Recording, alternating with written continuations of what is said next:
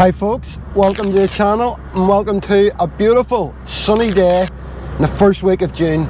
It is beautiful outside, of course.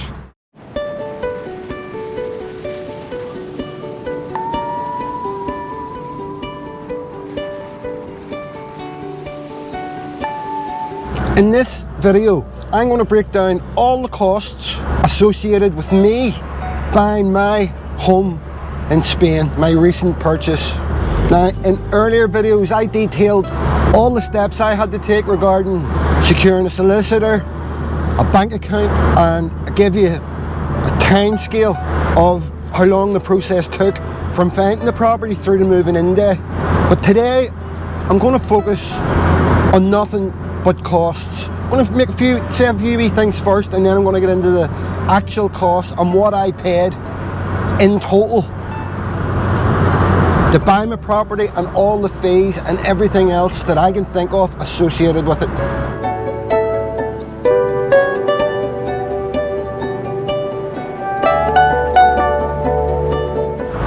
Now, for anyone thinking of purchasing a property, if you're watching this video for that reason, whatever the price or whatever your budget, I should say, this video should be useful for you to allow you to work out reasonably accurately what your costs should be. As some of you will know, I purchased my property at a low cost. I wasn't looking for anything big and fancy, just fancy. So I got small and fancy. But whatever your budget, a lot of the charges are the same whether you're purchasing an expensive property or a cheaper property, with a few exceptions, which I'm going to explain in detail shortly. Things like you pay property tax, so it's going to be different depending on your price that you're paying. Now, before I go any further, and I've said this before, bit of a disclaimer, my videos detail my experience or my experiences, and I'm in no way offering or pretending to offer professional advice, and I don't have the experience to do so. What my videos do offer is 100% honest breakdown of all my experiences in moving to Spain, including costs and all the things that happened to me along the way. My experience only. And another thing, over my past few years, traveling, YouTube channel, getting advice from people, searching the internet for stuff, I've realized there are so many ways to go about everything you're going to do or anything you're going to do, and there's so many people offering advice who have done something similar to what I've done, or who are giving you advice based on what they think, etc. And it can be quite hard to decipher all the varying information. I watched a ton of YouTube videos over a long period of time. I surfed the net to try and understand what was going to be required for me to permanently live in Spain and purchase property. But it can be really confusing and difficult to determine which information is correct and which information is useful. But by taking this approach, by just taking in tons and tons and tons of information and things that people have said and videoed about and written about, you definitely do become more knowledgeable. That really helps. You know, I read lots and I was offered loads of information about what bank, what solicitor, how to get a solicitor, how much you should pay for your solicitor, what you should do yourself, shortcuts, all this stuff that I was so grateful for. You know, it's amazing how helpful people would be. I have an advantage, I have this YouTube channel, and if I ask a question, lots of people help me. I get comments below, I get people send me messenger messages a lot and emails, and I've had so much help that I'm extremely grateful for. But eventually I came to a point where I realised it's actually not as complicated as you think. You're getting too sort of information overload and you think, oh my god, there's so much to do, but there isn't. Once I decided the path I was going to take, which is using solicitors, the process has been very straightforward. So when I found my property, I decided to take the advice of my estate agent. They suggested 2 solicitors, and they informed me that your solicitor will do absolutely everything for you, as you're going to see in the rest of this video if you don't already know. I chose which of the solicitors to take. They both wrote to me right away, emails, and explained their costs and everything else. And from start to finish, they've been amazing. They've been great. They've made my life so easy. You know, the solicitors here, they've either done everything for me or advised me and told me what I need to do on anything else. Does that make sense? I think that makes sense. Actually, I'm going to pull in here somewhere. Stop driving for a while. What I do whenever I'm doing this, I just take the car and I just start driving inland. I do that quite a lot actually. And eventually I turn around and go back. But for talking to you now, I'm just going to pull over. Let me find somewhere.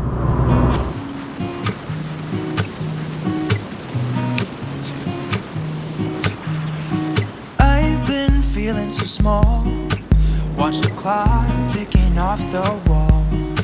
But tonight I'm letting it go. Spend my coin for sure. So I've pulled over to the side of the road, climbed up a hill, found a lovely spot. No one's stopping me now. Oh, this is marvellous.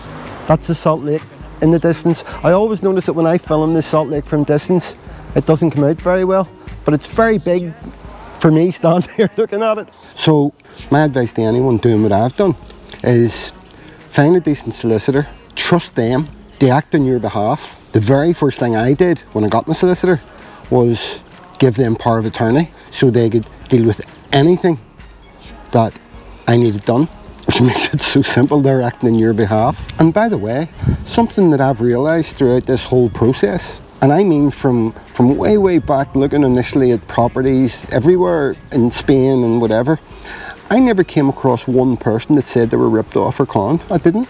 You know, I'm sure people have been ripped off. Obviously, no matter where you go in the world, people are occasionally going to be unlucky and something's going to happen. But I haven't come across anybody. And all the advice I've had in this area, Torrevecchia, I haven't had anyone say to me they were ripped off or they had any particular problems with solicitors or anything else or estate agents, you know. So it's, again, this is just my experience. So from my perspective, that seems like a very rare thing. There's nothing to worry about. Trust other people. Don't be expecting things to not go for you or be ripped off. Oh, and by the way, if you enjoy the videos, I say this all the time, I have to, please consider supporting the channel by giving it a thumbs up, writing a comment, subscribing to the channel. You know, the more interaction there is in the channel, the better the channel does on YouTube, the more people my videos are offered to. So go on, subscribe. Go on, you take a wee second, just push the button, doesn't cost you anything, right? No problem. Right, sorry, where was I? Yes, the solicitor.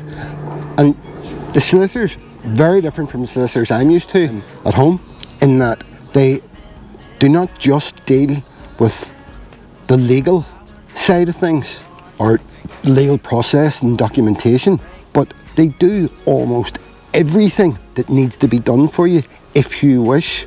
So on top of all your normal legal stuff, they'll arrange the setting up of your bank account. They'll attend your appointments for you, including the notary visits. They'll arrange the transfer of your property services, like your water and your electricity and your sewage and all that sort of stuff. They'll help you get internet and advice on anything that you need to know.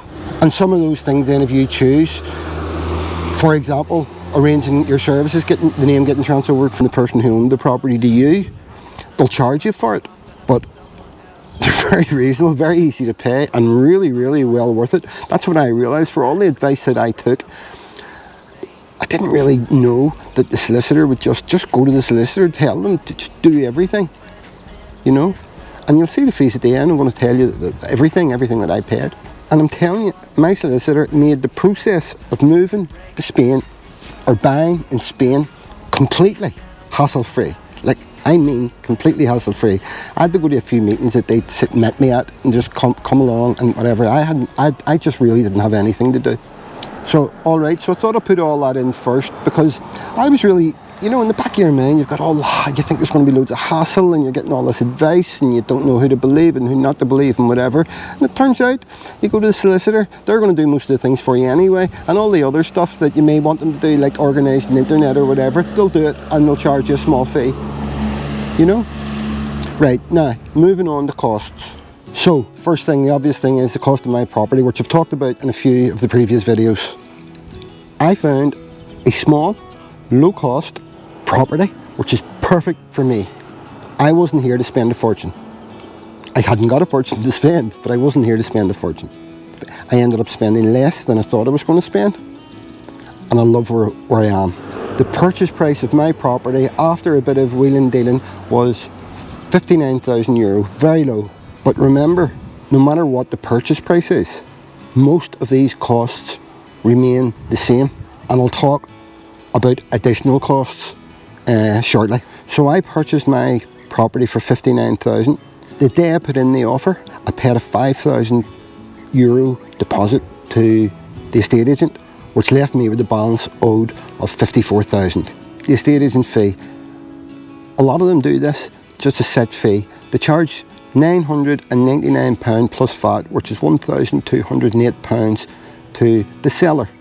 Where at home they charge a percentage, 1%, 1.5%, 2%. But when you're buying here, you also have to pay that fee. So you have to fork out the £1,208 when you're buying as well as selling. This means that even if you're purchasing a €300,000 or €400,000 property, you still only pay the £999 plus VAT, which is what brings your percentage down, you know, of additional costs. Next comes the solicitor fees. So once I'd paid the deposit and they'd told me, and I chose my solicitor, you get both of them sent me a quotation, and they're both pretty much the same. And the one that I took was €1,250 plus VAT, plus any extras. So including VAT, that was another £1,512. So it's starting to tot up. Other charges. Solicitor did a land search. That cost me €73. I got them to transfer all of my utilities, and they did a few other things for me, assisted me with, and that cost me €423 in total.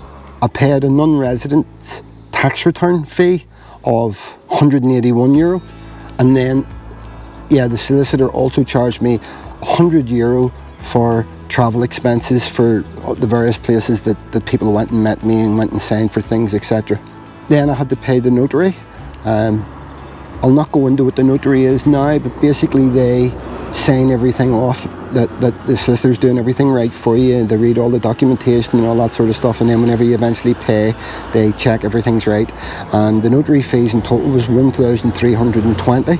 I have a feeling that it's worked out on a percentage, so if you buy a more expensive property, that may cost more as well, but I'm not sure about that. That's a guess, so that's something you need to find out yourself. And anyone who knows could leave a comment, let other people know. The biggest additional fee that you pay is the transfer tax. It's 10% of the purchase price. So I paid €5,900 on top of the purchase price for tax. So obviously the more you paid for your property, the more that's going to be. Buy a €300,000 property, you're going to pay $30,000 in tax on top of the purchase price. So that's one cost that can dramatically increase the price of your home. There's also a registry fee of €800 and a banker's draft for the final check. I don't know why that has to be instead of just a bank transfer, but it's an actual check of $300 that the bank charge you. And let me see, yes, one other charge was I paid $240, which covers the first 3 months of my property maintenance. So you pay an annual maintenance fee for this lovely place to be maintained and looked after. And that's it for all the big stuff. You know, there may be some other bits and pieces. I can't really think of anything, but that's it. And that total on top of your purchase price was €10,545. Now, I'm not great with equations, but I think that worked out for me at around 16% extra on the top of the purchase price of $59,000. Anyone who's good at maths can tell me the exact percentage, and that's obviously for all the fees. And as I said earlier, I was told 13-14%, but I had sort of realised that because I would be paying all those full fees, that it can't work out the same percentage for everybody. Cheaper the property, the higher the percentage you'll have paid for fees. The more expensive the property, the lower the percentage. Maybe more money, but less percentage. So they really do know how to get your money out of you when you're buying a property in Spain. So if you add my fees and charges to the price of my property, it all comes in for me at a total of 69,545. So although the fees are quite high, I'm well pleased that I bought a property that's perfect for me, and I still spent under 70,000, just under 70,000 euros in total. And by the way, something to keep in mind when you're buying a property in Spain, not only are the fees fairly high when you're buying, they're higher, I've been told, when you're selling. So if I sold my property tomorrow for 59,000, I will have lost quite a bit of money. So there you go. I hope you found that useful. I hope you found it interesting, especially if you're planning in the future to buy a property. You know, if I was to say anything as an advice to anyone who's thinking of doing it, especially anyone who's worried about the hassle, it's not. Just trust your solicitor. I still have other things to do to sort out, like registering my car, registering with a medical centre, all that sort of stuff. So I'll figure those things out and put some videos together as well, how I go about doing that. So I'm going to leave it off there. Hope you enjoyed the video, and if you did, please remember, hit the subscribe button, give it a thumbs up. I love to hear your comments, and if you have anything to add on anything I've said, any corrections to make on anything I've said, that's what the comment section's for. So on this wonderful, fantastic, sunny day, like most days in Spain, with me sitting here on a hillside looking at beautiful scenery, bye for now.